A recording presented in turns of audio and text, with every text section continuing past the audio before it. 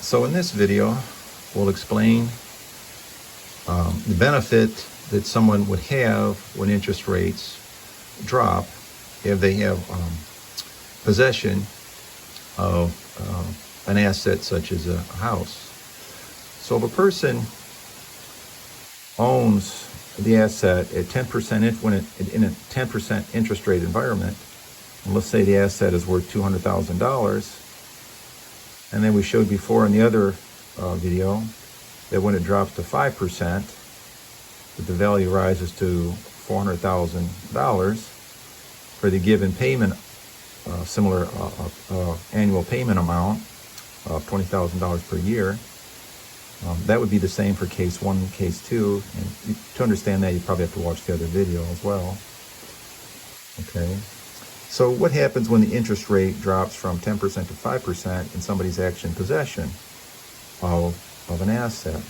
So first thing, they still have the $200,000 liability from when it was owned in the 10% environment. Not really truly necessarily owned, but they're in possession of it. And then now the asset has risen to $400,000. Okay, so in this they have the chance to benefit from the reduction in the interest rate, typically refinancing from 10% to 5%. So we talked about before is that the asset value divided by the interest rate. This gives us our interest payments. So $200,000 over 5% gives us $10,000. The original case was $20,000 because that was, I didn't write it down here, but would be $200,000 over 0.1, $20,000.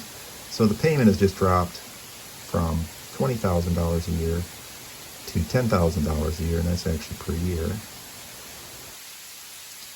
So what we talked about in the other video, let's say somebody wants to take ownership of this, that they have something they have possession, they actually want to take ownership of it. And so they try to make payments beyond simply the interest payments.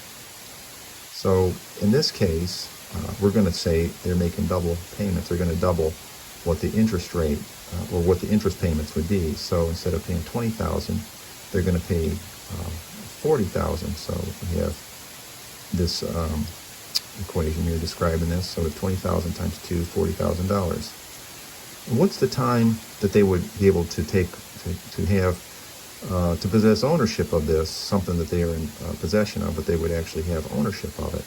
So the time would be the loan, the lien, the debt. I've been using this asset value, but in this case it would be the original debt. That was the asset value in the 10% environment. And then we have the amount, the annual payments that they're making, and the amount of those payments that are applied to interest. So now the interest has been reduced from $20,000 to $10,000. The original lien, original asset value was $200,000, but has dropped or has risen. But the original is still here. The payments, we said, were going to be $40,000. So now we have 200 over 40 minus 10 is 200 over 3. It's 6.7 years.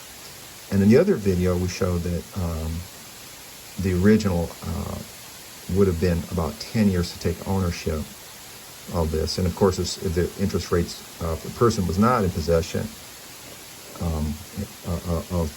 of an asset and had to take possession of it during a change from high interest rates to lower interest rates, that their payment time to take full ownership would be 20 years, right? So effectively the shift, and this is probably ingrained with the other video, but effectively the shift is to go from 10 years to 6.7 years if you're with these cases. Go from 10 years to 6.7 years, and then if you're in possession of this asset, and in the case of not being in possession, we go from 10 years to 20 years.